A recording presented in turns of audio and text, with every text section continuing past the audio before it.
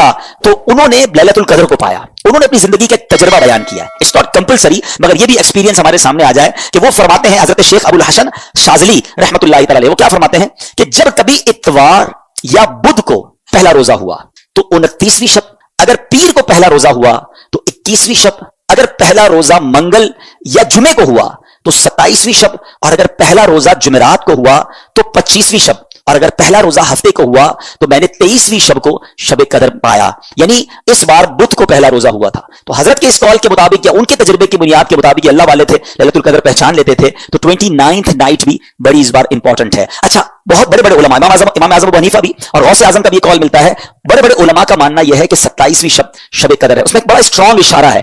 یہ لیلۃ القدر سورت میں ہی لیلۃ القدر آیا 3 بار, ٹھیک ہے. انا انزلناه في ليلة القدر وما ادراك ما ليلة القدر ليلة القدر خير من الف شهر. کتنی بار آیا؟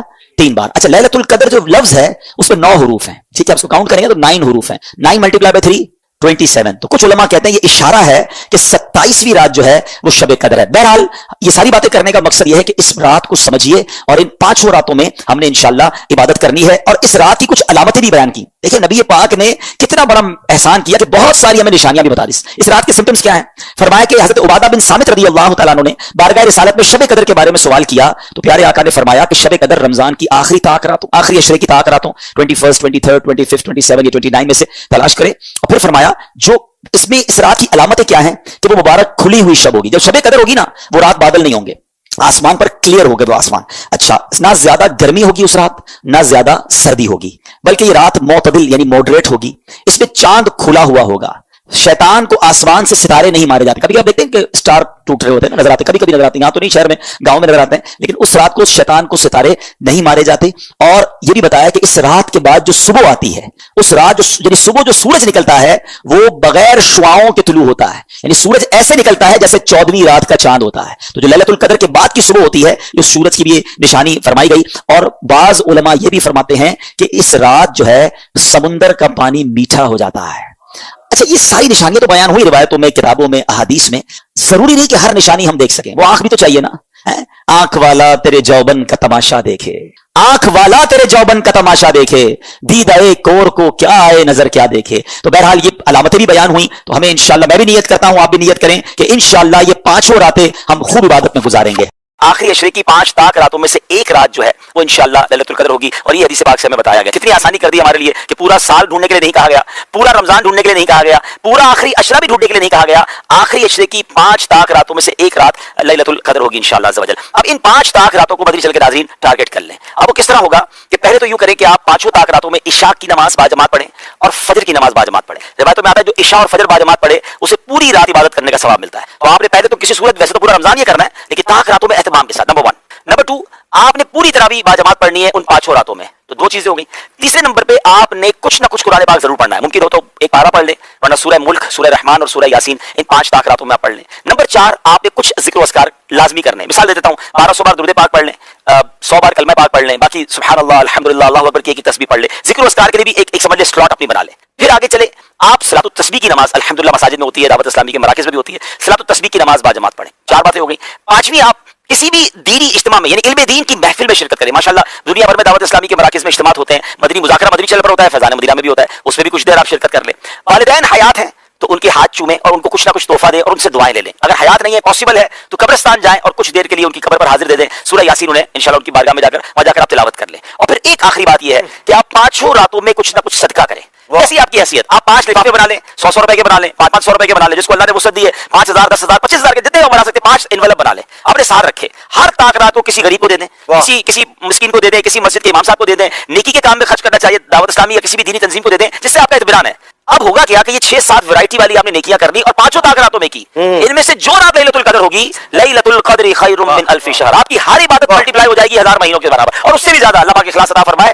84 سال کا وہ بیش بنتے ناظرین. اب تو مجھے اور آپ کو پتہ نہیں کہ ہم 84 سال جیئیں گے کہ نہیں. اچھا جی بھی لیں گے تو 84 سال کنٹینیو عبادت تو کر نہیں سکیں گے, لیکن یہ ایک رات ٹارگٹ کر لی تو 84 سال سے تک وہ بیش 1000 مہینوں سے زیادہ عبادت کا ثواب ہے. کاروباری لوگوں کو کہا جائے 5 رات کام کر لو 1 کروڑ میں ملیں گے, اگلا کہے گا 10 میں 2 کروڑ ملیں گے تو میں 10 راتیں کام کرنے کے لیے تیار ہوں. تو یہ تو 5 راتوں میں لائف ٹائم کی نیکیاں ایک طرف اور 1 رات کی نیکیاں ایک طرف ہے. تو پلیز کسی کو ضائع نہیں کرنا. ان میں سے بہت سارے کام میری اسلامی بہنیں بھی کر سکتی ہیں کہ وہ اپنے گھر میں بیٹھ کر عبادت میں اور ان تمام چیزوں میں جو کر سکتی ہیں وہ کریں, تاکہ انشاءاللہ اس بار لیلۃ القدر ضائع نہ ہو. گھومنے پھرنے کھانے پینے کے لیے زندگی پڑی ہے, یہ 5 راتیں بس میں ہوں اور میرے رب کی عبادت ہوگی.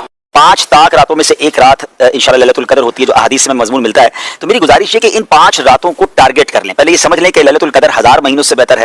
83 سال اور 4 مہینے بنتے ہیں 1000 مہینے. تو میں اور آپ اب تو 83 سال اور 4 مہینے شاید نہ جی پائیں, 1000 مہینے کی عبادت تو کبھی بھی زندگی میں ہم نہیں کر پائیں گے. تو ذرا سوچیں کہ کتنا بڑا گولڈن چانس ہے کہ اگر شب لیلۃ القدر کسی نے عبادت کر لی اور وہ مقبول ہو گئی تو وہ 1000 مہینوں سے زیادہ افضل عبادت ہو جائے گی. تو میری گزارش یہ کہ ان 5 راتوں میں کچھ کام پابندی سے کریں. آج بھی کر لیں جن کے پاس وقت باقی ہے, اور باقی 4 راتوں میں کریں. اور وہ یہ ہے کہ عشاء کی جماعت اور فجر کی جماعت جو باجماعت پڑھتا ہے اس کو ساری رات عبادت کرنے کا ثواب ملتا ہے. تو ایک کام تو یہ کر لیں. پھر ان 5 راتوں میں کچھ نوافل ایکسٹرا پڑھ لیں, ممکن ہو تو 7 تسبیح پڑھ لیں یا کچھ نوافل پڑھ لیں. تیسرے نمبر پر کچھ نہ کچھ اللہ کی راہ میں خرچ کریں. بے شک 50-100 روپے کر لیں, جس کی جیسی حیثیت. 500 روپے 5 راتوں میں کر لیں, 1000 کر لیں یا 10,000 کر لیں, جتنی آپ کی حیثیت ہے وہ آپ اس کے انویلپ بنا لیں, کسی غریب کو دے دیں, کسی کی مدد کر دیں, کسی نیکی کے کام میں خرچ کر لیں. چوتھے نمبر پر آپ جو ہے وہ ہو سکے تو درود پاک 1200 بار پڑھ لیں. کچھ نہ کچھ تلاوت قرآن بھی کریں 5 راتوں میں. سورہ ملک پڑھ لیں, سورہ یاسین پڑھ لیں. اور آخری بات یہ کہ اگر ماں باپ ہیں تو ان کے دستبوسی کر لیں. چلے گئے تو ہو سکے تو قبرستان میں حاضری دے دیں. اب یہ 5-6 نیکی کے کام ٹارگٹ کر لیں اور ساری 5 راتوں میں کریں.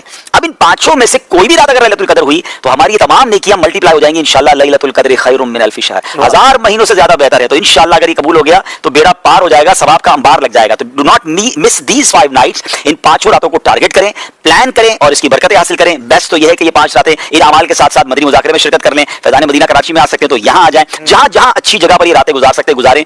راتیں مس نہیں کرنی ہے. کھانے پینے گھومنے پھرنے کے لیے ساری زندگی پڑی ہے. ان 5 راتوں کو بھرپور طریقے سے استعمال کریں. وما ادراک ما لیلۃ القدر, تم نے کیا جانا لیلۃ القدر کیا ہے؟ اچھا, یہ قرآن کا بڑا خوبصورت اسلوب ہے. It's a beautiful style of قرآن.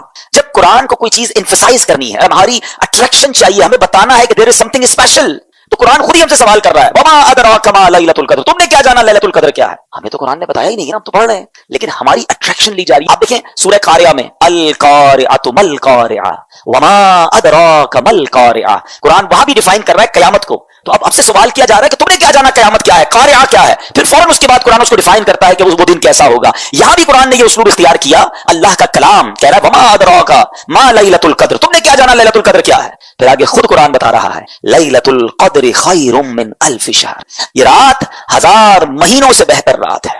اب 1000 مہینوں کا مطلب کیا ہوا؟ 83 years and 4 months, اپروکسیمیٹلی 83.5 سال. یہ سوال ذہن میں آ سکتا ہے کہ قرآن نے 100 سال نہیں کہا, 150 سال نہیں کہا, 1000 مہینوں کی کیلکولیشن کہاں سے آئی؟ سبحان اللہ. اس کے پیچھے بہت سارے شان نزول علماء نے بیان کیے. ایک شان نزول یہ ہے کہ نبی پاک علیہ الصلوۃ والسلام نے بنی اسرائیل کے ایک بہت عظیم بزرگ کا واقعہ صحابہ کرام کو سنایا. ان کا نام تھا حضرت شمعون رضی اللہ تعالیٰ عنہ. واقعہ کیا تھا؟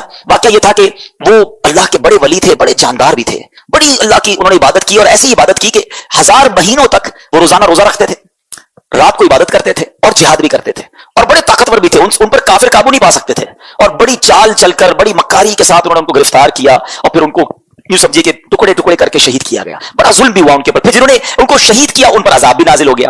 بڑا طویل واقعہ, میں اس کو شارٹ کر کے بیان کیا میں نے. اچھا, اب جب یہ واقعہ نبی پاک علیہ الصلوۃ والسلام نے صحابہ کو سنایا نا, تو صحابہ کرام علیہم رضوان جو تھے ان کا مائنڈ سیٹ کمال کا تھا. ایسے کمال کے صحابہ ہیں سبحان اللہ. اب جب یہ واقعہ سنا, اب آپ نے بھی سنا, میں نے بھی سنا, ہمیں تو لگتا ہے کہ یار کتنے بڑے بزرگ تھے ماشاءاللہ, کتنی عبادت کی, کتنا ثواب کمایا. وہ فوراً اپنی نیکیوں کے بارے میں فکر مند ہو جاتے تھے. کہتے حضور یہ پہلی قوم والے تو آگے بڑھ گئے, ہماری تو عمر ہی چھوٹی ہے. 1000 مہینے تک تو وہ روزے رکھتے رہے, 1000 مہینے تک تو رات عبادت کرتے رہے, جہاد کرتے رہے. 1000 مہینوں کا مطلب 83.5 سال اپروکس. ہماری تو عمر 60 70 80 سال. یہ تو ہمارے پاس ٹائم ہی نہیں ملتا, اتنا ٹائم ہی نہیں ہماری لائف میں. وہ نیکیوں میں آگے بڑھ گئے. یہ بات بڑی کمال کی. جملہ ذرا سمجھیے گا. صحابہ رنجیدہ ہوئے کہ دوسری قوم, دوسری جو امت ہے وہ نیکیوں میں آگے بڑھ رہی ہیں, ہم پیچھے رہ گئے. آج ہمارا حال یہ ہے کہ ہم یہ سوچتے ہیں کہ فلاں بنگلہ بڑا بنا لیا اس نے, وہ کاروبار میں آگے بڑھ گیا, وہ پیسوں میں آگے بڑھ گیا, اس کی گاڑی اچھی ہو گئی, اس نے موبائل اچھا خرید لیا, ہم اسی ٹینشن میں رہ گئے.